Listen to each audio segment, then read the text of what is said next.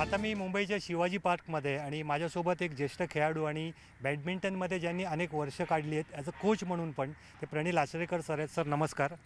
Sir आपला तर Olympic खेळ आहे, ऑलिम्पिकच एक वर्ष पुढे गेलं आहे, कदाचित पुढच्या वर्षी पण होईल का नाही शंका आहे.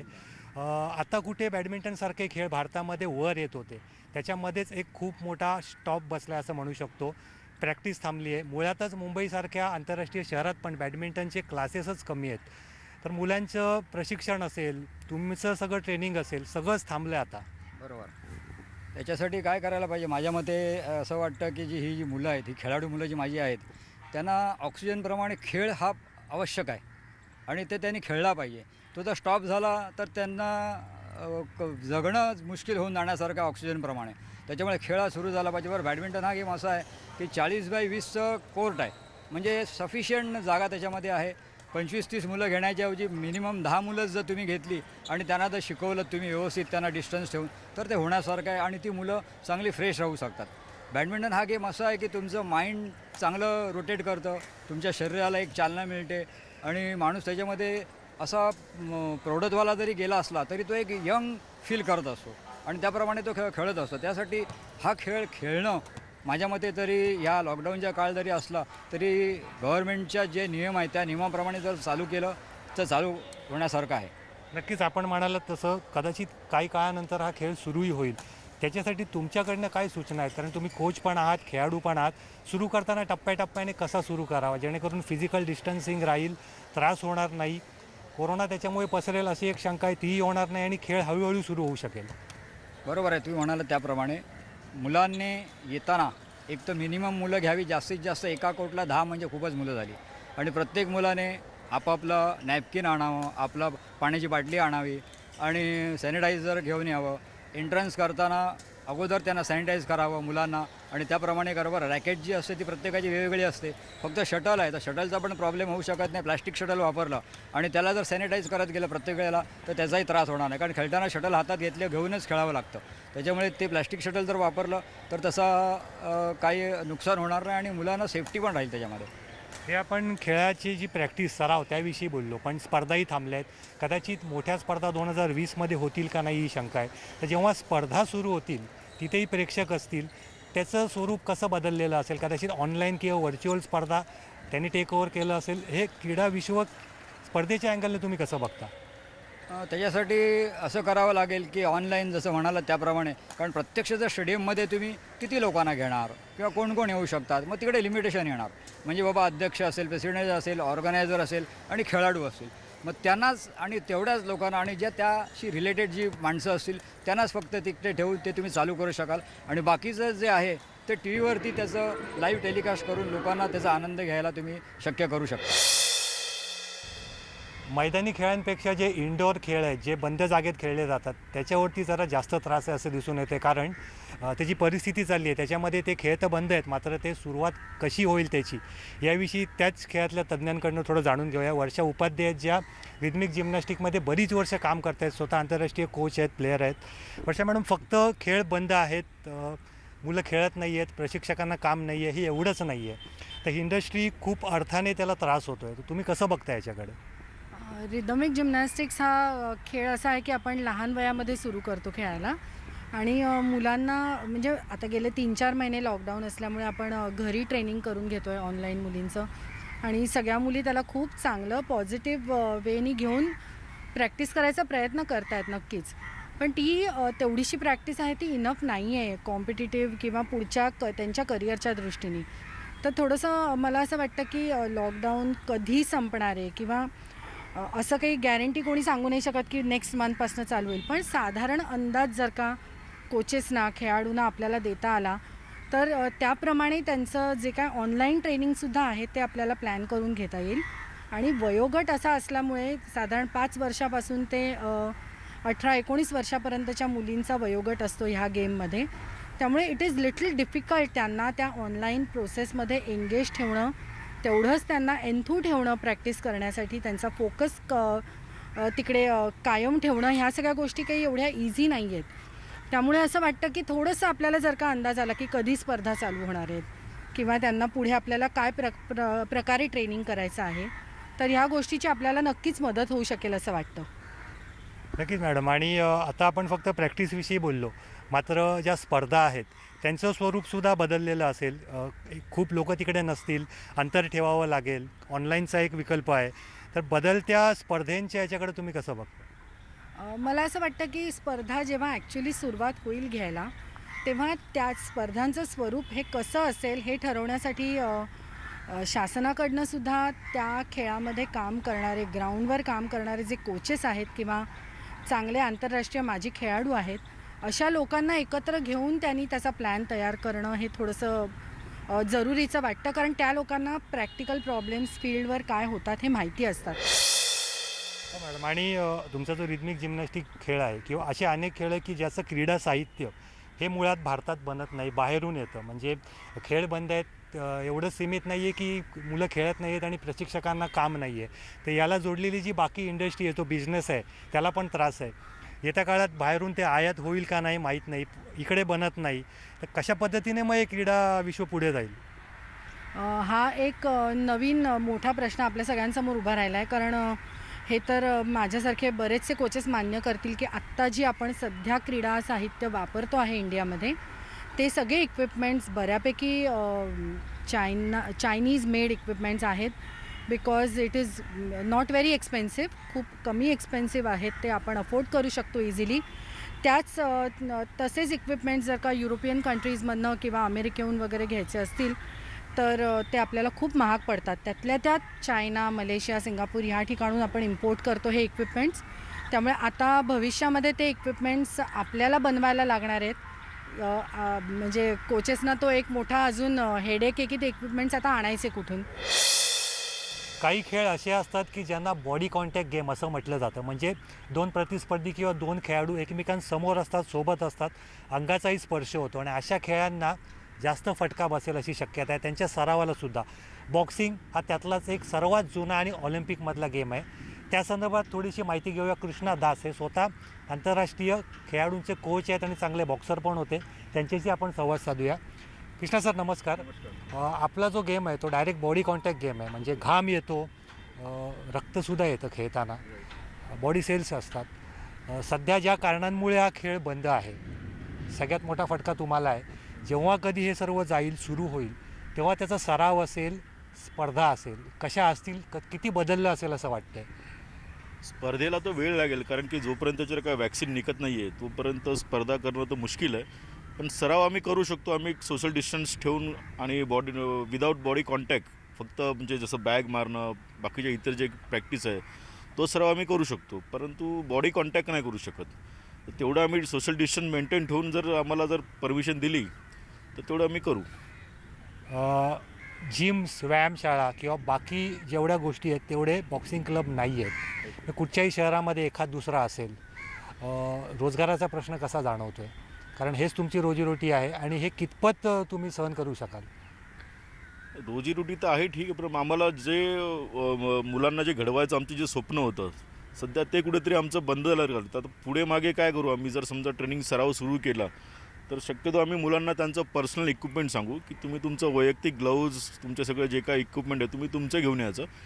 कारण की एक वस्तू जी असेल ती आम्ही दुसऱ्या वापरत देता येणार नाही. परत तिला सॅनिटाईज करा, ते सगळ्या गोष्टी पालन करावं लागतील. त्यामुळे आम्ही शक्यतो असं करू की सांगू मुलांना सांगू की तुम्ही तुमचं इक्विपमेंट पर्सनल घेऊन या. आणि रोजगारावर तर सगळ्यांच्याच, म्हणजे जे फिटनेस इंडस्ट्रीमध्ये जेवढे जे काय आहे ट्रेनर वगैरे किंवा कोचेस आहेत, सगळ्यांनाच खूप मोठा फटका पडलेला आहे त्याचा. शासनाने याच्यावर काहीतरी उपाय करावा. आणि जोपर्यंत त्याचं वॅक्सिन निघत नाही तोपर्यंत तरी मुश्किल आहे, म्हणजे कठीण आहे काही होणं. थोडं खेळाडूंविषयी मी बोलतो, कारण की राष्ट्रीय असेल, आंतरराष्ट्रीय असेल, बऱ्याच वर्षाच्या मेहनतीनंतर आपण ज्याला फॉर्म येणं असं म्हणतो तो येतो. त्याच्यात ते स्पर्धा खेळतात, अनुभव घेतात, पुढे जातात आणि त्यांना मेडल मिळत जातात. जे खेळाडू इथपर्यंत आले होते, अचानक 6 महिने, 8 महिने, 1 वर्षभर त्यांचा सराव थांबला आहे, बॉडी कॉन्टॅक्ट सरावही थांबला असेल. खेळाडूंसाठी हा किती फटका आहे? नक्कीच खूप मोठा फटका. आता काय एक पीक आलेला मुलगा असेल, स्पोर्ट्समॅन असेल, त्याचा एक फॉर्म असतो आणि अचानक त्याला ट्रेनिंग बंद झाली. मुलं ट्रेनिंग करत आहेत, आपलं इंडिव्हिज्युअल लेवलला घरी ट्रेनिंग करत आहेत, परंतु जे स्पारिंग वगैरे जे लागतं, बॉडी कॉन्टॅक्ट जे खेळावं लागतं आम्हाला, तो प्रकार करता येत नाही आहे. त्यामुळे तो एक आय सेटिंग जे बोलतात खेळताना, जी म्हणजे आम्हाला जे पंच जे येतात ते मिस करायचे, त्याच्यावर काउंटर मारायचं आहे, त्याचा सराव बंद आहे आणि नक्कीच याचा खूप मोठा परिणाम होणार आहे. आणि खेळाडूचा जो पीक टाईम आहे तो आता संपत चाललेला आहे. पण घरी बसून बसून काही, कारण की आपली ह्युमिनिटी पॉवर पण असंही नाही की आम्ही 2 तास जी हार्डवर्क ट्रेनिंग करायचो तेवढी ट्रेनिंग आता करून चालणार नाही, कारण की मग त्याच्यामध्ये पुन्हा ह्युमिनिटी पॉवर कमी होणार.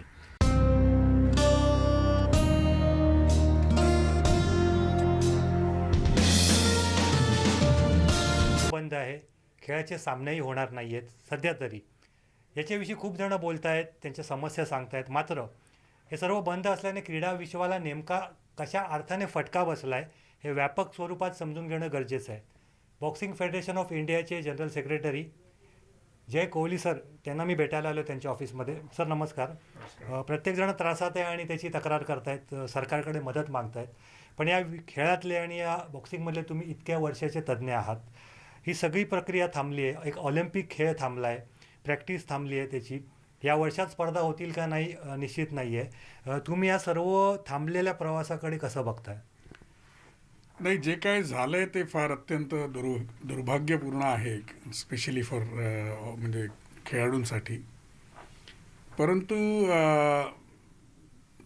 म्हणजे सर्वांगी जर विचार केला तर मला असं वाटतं की बॉक्सर्स किंवा खेळाडूंचं वेलबिईंग म्हणजे त्यांची सुरक्षा हे सर्वात जास्त महत्त्वाची आहे. आमची जी ऑलिम्पिकची स्पर्धा म्हणजे टोकियो ऑलिम्पिकच्या पात्रता स्पर्धेची जी गोंधळ झाला लंडनमध्ये की 2-3 दिवसाच्या स्पर्धेनंतर तिथं स्पर्धा रद्द करावी लागली आणि तिथून जी युरोपियन समुदायाची ती स्पर्धा होती तिथून ती लोकं जरा परत जायला निघाली.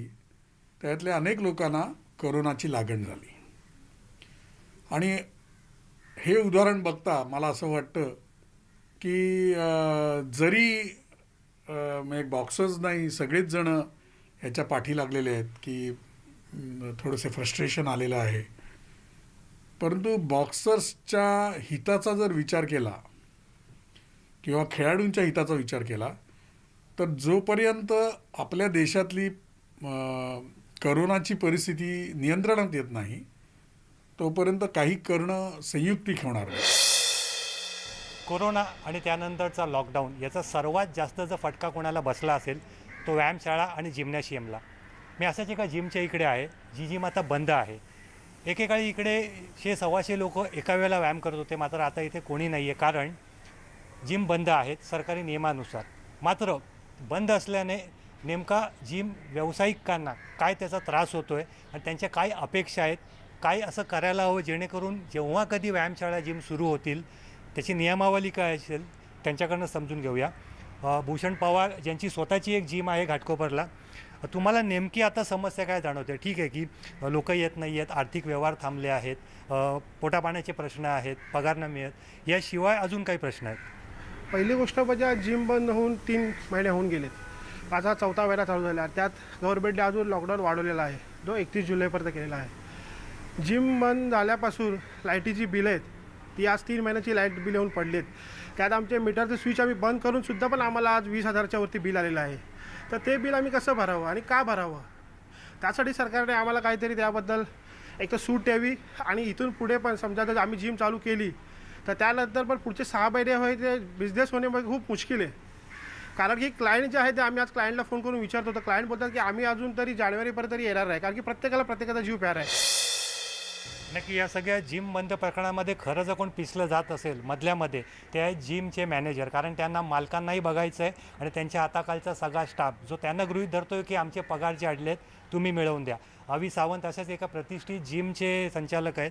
अवी, नेमकी काय समस्या भेडसावते आणि जेव्हा कधी हे सगळं संपेल पुन्हा नव्याने सुरुवात होईल ती कशी असेल असं वाटतं? कसं आहे मित्रो की जिम हे क्षेत्र असं आहे ना की फक्त हिमतीवरती चालतं, कोणाच्या आशीर्वादाने की कशावर चालत नाही. जर आज जिम बंद झाली आहे आणि जे प्रॉब्लेम चालू आहेत, खरंच एवढे प्रॉब्लेम चालू आहेत ना की मी अक्षरशः स्वतः उठल्यावरती रडतो की काही स्टाफ मला कॉल करतो, व्हॉट्सअप करतो, मेसेज करतो की सर पगार कधी होणार. आता ह्याचं उत्तर माझ्याकडे नाहीच आहे. मी तरी काय करू? जर जिमच बंद आहे आणि सरकार त्यासाठी कुठलं प्राधान्य आम्हाला देत नाही आहे तर आम्ही तरी काय करणार? कोणाला पगार देणार? काही काही अक्षरशः म्हणजे स्टाफ होतं, सर आम्हालाही पोट आहे, आम्हालाही मुलं-बाळं आहेत, त्यांचंही शिक्षण आहे, आम्ही कसं पूर्ण करायचं? तर कृपया करून सरकारने आमच्याकडे लक्ष द्यावं. कसं आहे, आंदोलन करणं आम्हाला हे कधीही पटत नाही आणि आम्ही ते करणारही नाही. कारण हा जो खेळ आहे ना, म्हणजे प्रत्येक खेळाचं जर शेवट कुठे होत असेल तर तो असेल जिममध्ये. सुरुवातही तिकडनं, शेवटही तिकडनं. जर तुम्ही जिमला बंद करून सांगाल की तुम्ही सुदृढ राहा, तर कसं पॉसिबल आहे? तुम्ही सांगता की सिफेसला वॉक करा, इकडे वॉक करा, तिकडे वॉक करा. तिकडे सोशल डिस्टन्सिंग होतं आहे का? नाही होत आहे. तुम्ही वाईन शॉप चालू केलात, सगळं चालू केलं, अहो शॉप चालू केलात, काही बिस्किट घ्या, पण ते घ्यायला लोकांकडे खिशात पैसा तरी पाहिजे. या थांबलेल्या क्रीडा विश्वामध्ये एक गोष्ट अशी आहे ज्याच्याविषयी कोणी फारसं बोलताना किंवा लिहिताना दिसत नाही, ती म्हणजे स्पोर्ट्स सायकोलॉजी. खेळाडूंच्या नेमकं मनात काय चाललं आहे? फक्त आर्थिक संकटापुरतं हे मर्यादित नाही आहे, तर अनेक गोष्टी आहेत की ज्या खेळाडूंना मागे घेऊन चालल्या आहेत किंवा घेऊन गेल्या आहेत.